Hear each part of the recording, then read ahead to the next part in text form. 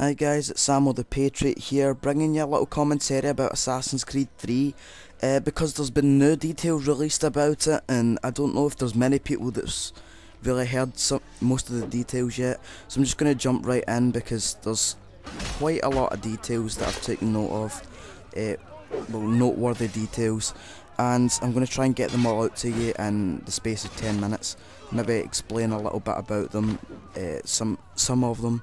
Some people might not understand, no offence. So anyway, the game's set between 1753 and it leads right through to 1783. So that's pretty big, not really expected for an Assassin's Creed game, like a singular game. What they did with Assassin's Creed 2 is they led the game out, like they got Assassin's Creed 2, Brotherhood and then Revelations sort of chained out to each other, and basically they chained out over 30-40 year span, I think, and that's over the course of 3 games. But with this one game, Assassin's Creed 3, they're bringing it 30 years from 1753 straight through to 1783. That's really quite a big step for Assassin's Creed. Another big step would be the map size. I mean, it's been revealed that the map size is 1.5 times the size of the entire map in Brotherhood. That means it's roughly 2,000 square miles, and because of that they've added the fast travel, which, if you don't know what fast travel is, it's basically like if you played Skyrim or anything, it's basically like a teleport. You can teleport to the different cities and stuff. The cities in the game are going to be, I think the 2 main ones are Boston and New York. So there's been some screens of Boston. I haven't seen any of New York yet, but if anyone knows where I can find some, then send me that way. But yeah, it's Boston and New York as the main ones, but most of the gameplay in the game's going to be taking place more in the forest area. We'll get that into where that comes into play later on. Seasons are going to change in game, like the forest may turn to autumn, it may snow, etc. So they're really going for a more natural look in general in the game. I think they're trying to really get us in with it. So the world's going to change in game. They're trying to make it as realistic as possible, I think, this time round. The world's going to slowly change, so military camps are going to either be built or become abandoned. Towns may build new things. I don't know, people may move. I'm not 100% on that, but we will come back to that, maybe. I'm not 100% on what notes I've took down now, so I'm not very professional, but what can you do? The sprint system in the game has been updated, so it's added a command that allows players to instantly turn round and run from danger. So say you're being chased, and you know when you sort of you pull back on the analog, holding in R1, RT, whatever console you're playing on, or I'm not 100% sure what the key is on laptop. Anyway, when you turn round and it does like that pause and turns and he runs, then I don't think that pause is there anymore. I think it's more of a just quick turn sprint, that's it. So that should be a bit helpful for tricky situations, because they have tried to make it a little more like action packed this time round. The camera's been changed as well. They've said that it's given the players a more dynamic view of the action. I'm not 100% on what that means, but they are saying they want the players to have a more cinematic experience. So I think they're really just looking for action-packed realism, and they're looking for the best camera angle for that. I'm not 100% sure. I'm not sure on how it's affecting gameplay. I've not seen any proper gameplay yet. I've only seen stills, although there is rumoured to be some leaked from packs. Not 100% on that either.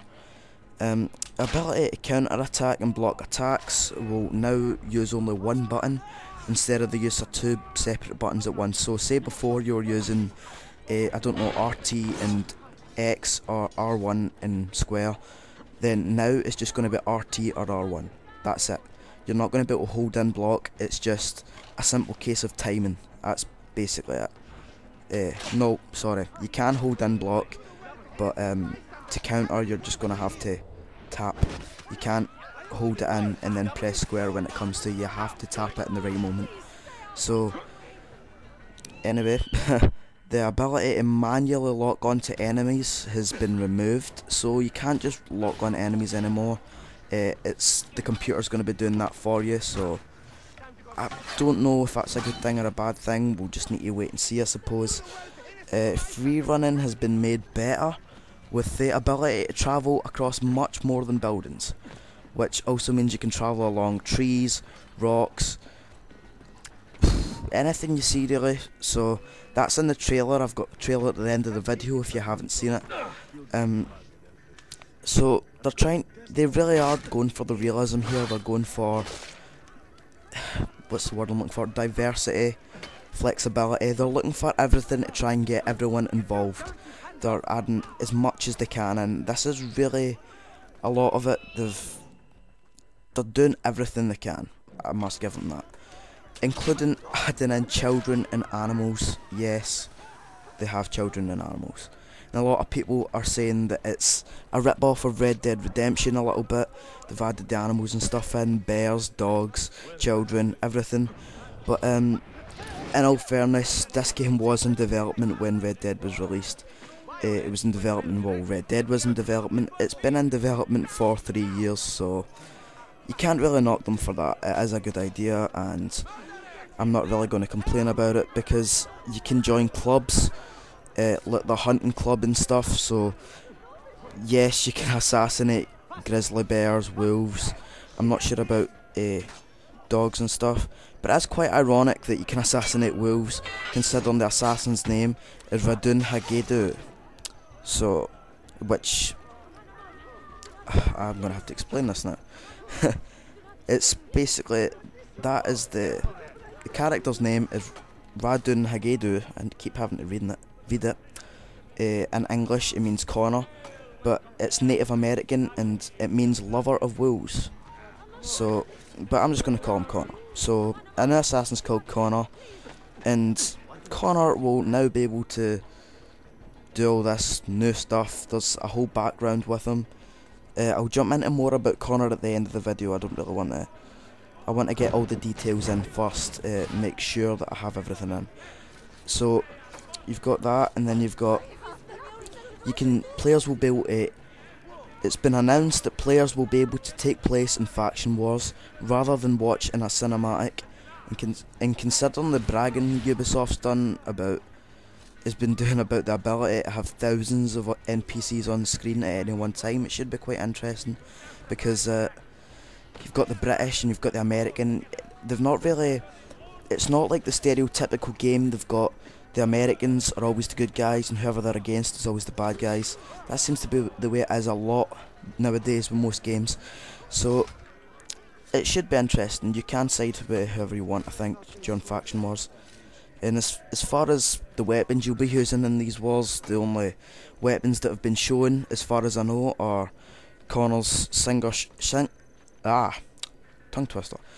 shot pistol, bow, dagger, hidden blade, and a tomahawk.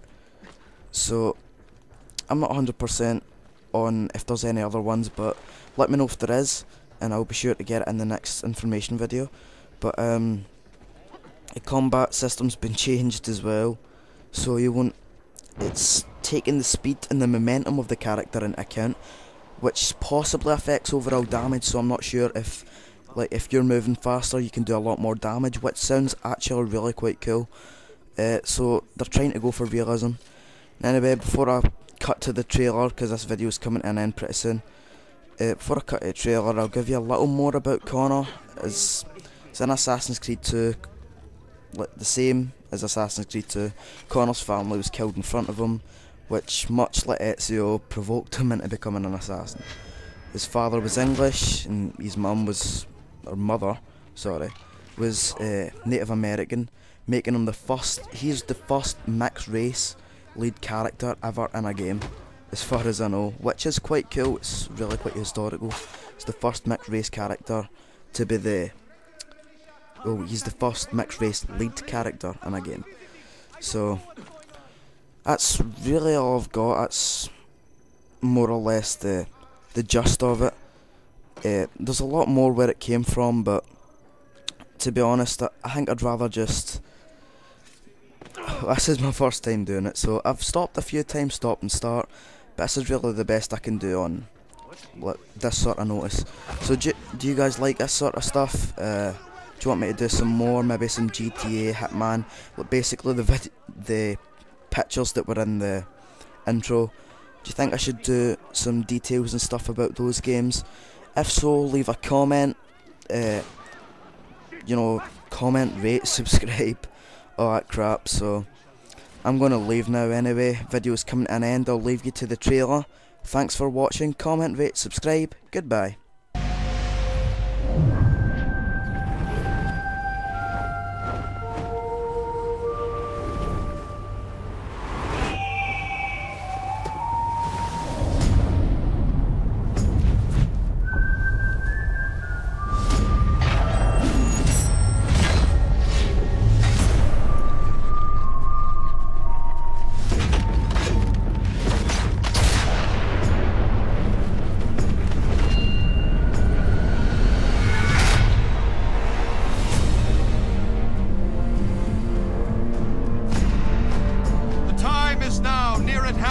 Must determine whether Americans are to be free men or slaves. Our cruel and unrelenting enemy leaves us only the choice of brave resistance or the most abject submission. We have, therefore, to resolve to conquer or